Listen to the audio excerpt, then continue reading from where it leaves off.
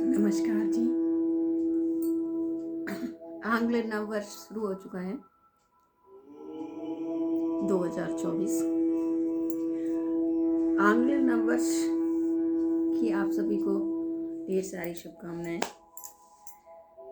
ईश्वर करे आप खूब स्वस्थ रहें, खुश रहें, अपने परिवार के साथ खूब एंजॉय करें। एंजॉय तो कर ही रहे होंगे आप लोग।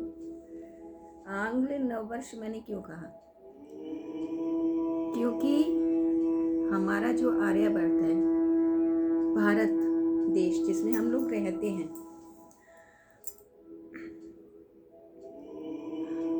उसमें जो नववर्ष आता है ना, वो इस बार 9 अप्रैल को आएगा, जब चैत्र की नवरात्रि शुरू होती है। क्योंकि हमारा देश ही मातृशक्ति को बहुत ज़्यादा सम्मान की दृष्टि से देखने वाला रहा है। प्राचीन काल से ही मातृशक्ति की आराधना रही है इसमें प्रमुख रूप से। इस वजह से चैत्र नवरात्रि जो है वो शक्ति की आराधना का पर्व होता है और विक्रम संवत तभी से शुरू होता है। खैर, अब जो दुनिया की रीत है, अब यहाँ तो यही कैलेंडर चल रहा है अभी, तो उसी हिसाब से नववर्ष मनाते हैं हम लोग भी, एक दूसरे को बधाई देते हैं। अभी बहुत से लोग तो हैंगओवर में होंगे। एक बहुत पाश्चात्य संस्कृति समझ लीजिए या मानसिक एक दिवालियापन समझ लीजिए, उसमें लोग ड्रिंक के नाम पे मदिरा का, शराब का सेवन करते हैं बहुत नववर्ष पे। और नववर्ष से पहले 31 से ही और उससे पहले ही इंजॉय के नाम पे ये सब गफलत शुरू हो जाती है। क्लबों में जा रहे हैं, रव पार्टी, ये वो। ये हमारी संस्कृति नहीं है। और आधुनिक तौर पे कहें कि ये ठीक भी नहीं है, क्योंकि आधुनिक तौर पे भी आजकल हम लोग कोरोना की महामारी से जूझ के निकले हैं। हमारे शरीर को हमें शक्ति देने वाले, उसको हृष्ट पुष्ट करने वाले खाद्य पदार्थों का सेवन करना चाहिए। तरल पदार्थ भी पीने हैं। बहुत सारी प्रकृति ने हमको रियायतें दी है। जूस पीजिए, गर्म पानी पीजिए, कुछ नहीं पी सकते हैं तो उससे भी गला सही रहेगा। और छाछ पीजिए, आपको जो अच्छा लगे। इसमें आयुर्वेदिक चाय भी आती है। मैं तो आयुर्वेद को फॉलो करती हूँ। योग से अपने आप को स्वस्थ रखने की और जन में योग और आयुर्वेद को प्रचारित करने के लिए कटिबद्ध हूँ। तो मैं तो यही कहूँगी कि हर्बल टी पीजिए, ग्रीन टी है, बहुत सारी चीज़ें हैं जो हमारे शरीर की इम्यूनिटी को स्ट्रॉन्ग करती हैं। शराब पी के क्या होगा? बहुत से बहुत मति भ्रष्ट हो जाएगी, किसी को गालियाँ देने लग जाएंगे, अनाप शनाप बोलने लग जाएंगे। यहाँ तक कि लोग इतने क्रूर हो जाते हैं कि अपने बीवी बच्चों को ही पीटने लग जाते हैं, हत्या तक कर लेते हैं लोग शराब पीने से। क्योंकि जहाँ दिमाग का संतुलन खोया ना इंसान की,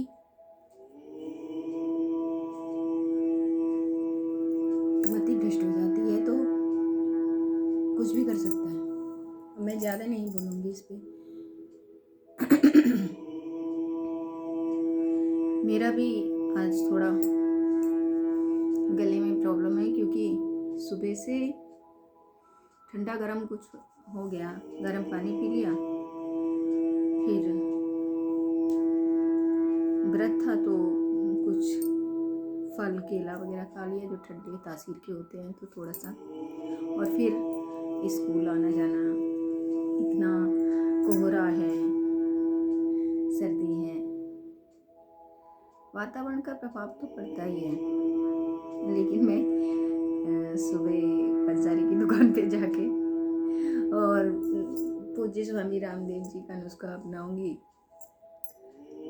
मुलैठी, काली मिर्च, मिश्री खाऊंगी और गले को सही करूंगी। मेरे गुरु ने मुझे बहुत सारी टिप्स दे रखी हैं अपने आप को स्वस्थ रखने की।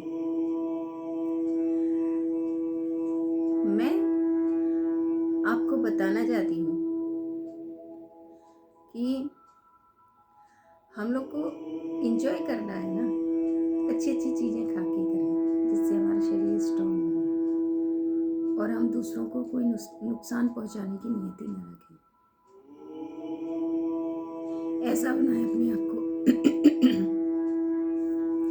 लेकिन क्या करें, जितने भी सूचना के एक मनोरंजन के केंद्र होते हैं, अच्छी फिल्में भी बहुत बनती हैं, लेकिन कुछ फिल्में ऐसी बनी कि पता नहीं किस लालच में आके डायरेक्टर ने शराबियों को और शराब को बहुत ज़्यादा उसको एक कहें कि ग्लैमर दिया, जिससे युवा पीढ़ी बर्बाद हो रही है।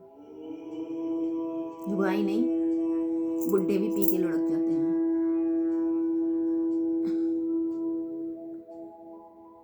जैसे कि एक फिल्म में मैं श्रीदेवी जी की बहुत बड़ी फैन हूँ, उनकी एक्टिंग की फैन हूँ, लेकिन वो क्या करें, जब डायरेक्टर और प्रोड्यूसर जैसी फिल्म बना रहे हैं तो उसमें उन्होंने एक्टिंग की होगी, उस समय उनकी मजबूरी है। लेकिन चालबाज फिल्म की बात करूँ मैं, मुझे बहुत अच्छी लगती है उसकी स्टोरी। उसके गाने पे मैंने डांस वीडियो भी डाला है अपने यूट्यूब चैनल पे। कहाँ से आई है ये लड़की, दीवाना किसे बनाएगी ये लड़की, ना जाने कहाँ से आई है। मुझे बहुत अच्छा लगता है, मैं रिपीट करके देखती हूँ। सनी देओल जी और श्रीदेवी जी का बहुत अच्छा काम लगता है मुझे उसमें। और भी जो दूसरी अंजू मंजू के जो भी किरदार हैं उसमें बहुत अच्छे लगते हैं। खास करके अंजू का जो किरदार है कि लड़की को स्ट्रॉन्ग होना चाहिए, अपने हक के लिए लड़ना चाहिए, वो सब तो ठीक है, लेकिन जो एक डाल दी ना उसमें चीज़ कि वो शराब पीती है और ये सब उसको बढ़ावा देना शराब की कम्युनिटी को। हालांकि मैं मान सकती हूँ कि आबकारी विभाग का बहुत बड़ा हाथ होता है सरकारी टैक्सेशन और अर्थव्यवस्था को संभालने में, लेकिन ऐसा भी क्या धन अर्जन करना, चाहे सरकार हो या आम व्यक्ति हो, कि उससे किसी की जान जाए, किसी का घर बर्बाद हो, किसी की मति भ्रष्ट हो। श्री कृष्ण भगवान ने तो यहाँ तक कहा था अपनी वाणी में, श्रीमद् भागवत में, कि शराबी को तो चौराहे पे खड़े होके फांसी लटका देनी चाहिए। ऐसा भागवत में उन्होंने श्लोक रूपी अपनी वाणी से कहा है।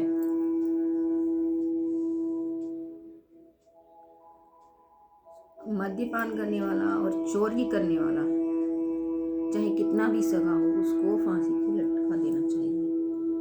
अब इतना तो नहीं कर पा रही है सरकारें, तो कम से कम मेरा हाथ जोड़ के निवेदन है, मोदी जी, योगी जी जैसे युग पुरुष, युग ऋषि हमारे सत्तासीन हैं इस समय, भारतवर्ष को और यूपी को संभाले हुए हैं।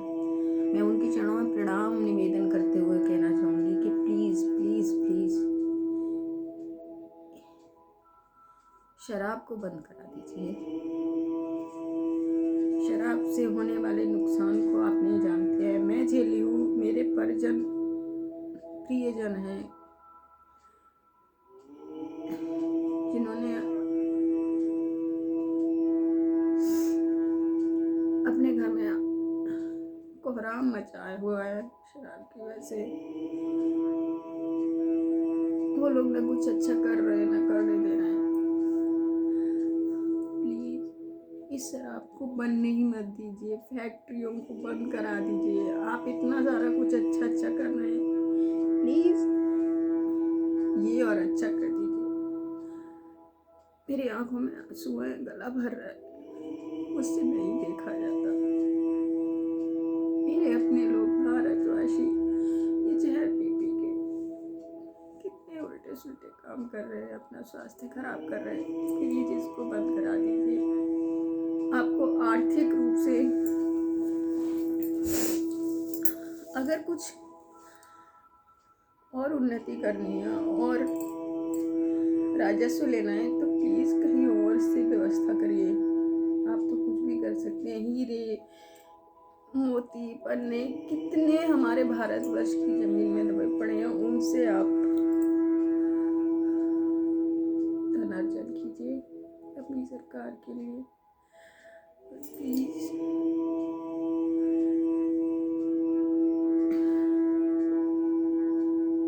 मदिरा का उत्पादन बंद कर दीजिए, कठोर कानून लगा दीजिए। इसका सेवन करने वाले को